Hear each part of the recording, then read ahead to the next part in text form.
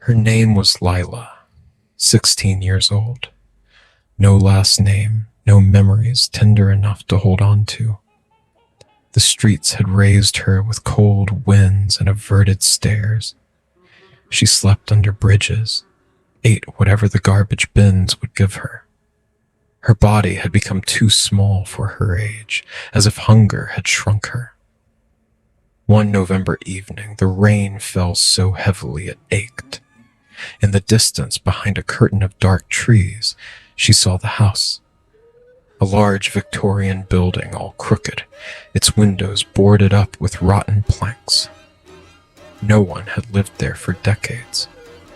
People said the land had been built on the old plague cemetery, when the city had decided to erase the dead to make room for the living. The graves had been raised, the stones sold, but not the bodies. Never the bodies. Lila pushed open the door.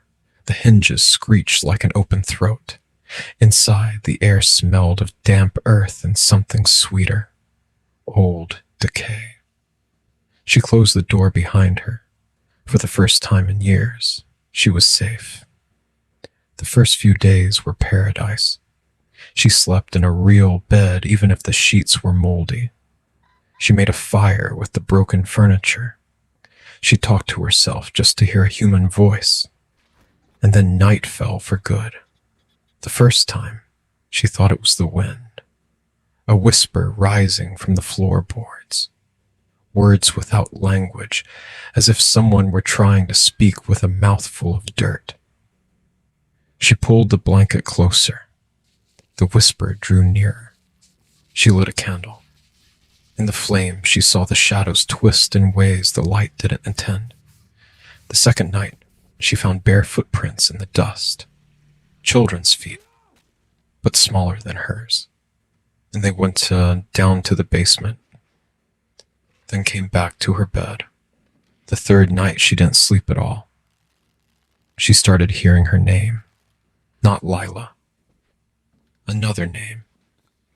A name repeated slowly as if she were savoring it. And each time it was said, something inside her went cold, as if that name had been hers before, in another life she had forgotten. One evening, she couldn't take it anymore. She grabbed a flashlight and ran out into the woods behind the house. The trees were so close together they seemed to hold hands to block her path. She ran barefoot, screaming. She shouted anything and everything. Insults, prayers, her own name, just to remind herself that she still existed. And behind her, they were running too. No footsteps, just a rustling like dresses trailing in dead leaves. Breaths that had lost their lungs. She felt them on the back of her neck, icy, damp, hungry. Sometimes a small hand brushed against her arm, a child's hand, with nails too long.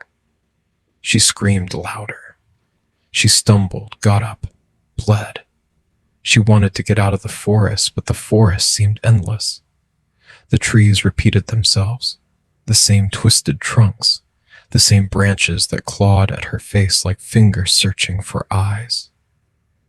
And then she understood. She was no longer in the forest. She was running inside the forgotten cemetery, under the earth. The roots she saw were ribs, the branches outstretched arms. The cries she heard. They were her own, but older, recorded centuries earlier. She stopped dead. Around her, dozens of children stood motionless, transparent. Their faces were gray, swollen with stagnant water. Some had no eyes, just black holes weeping worms. They watched her. They smiled. One of them, a little girl with hair matted with mud, reached out and said in a voice thick with earth, "You're home." Lila screamed one last time. The next morning, the house was still there, silent. The boards nailed to the windows. No one went in. No one went out. But at night, if you pass near the forest, you'll sometimes hear a girl running. She screams. She cries. She calls a name no one knows anymore.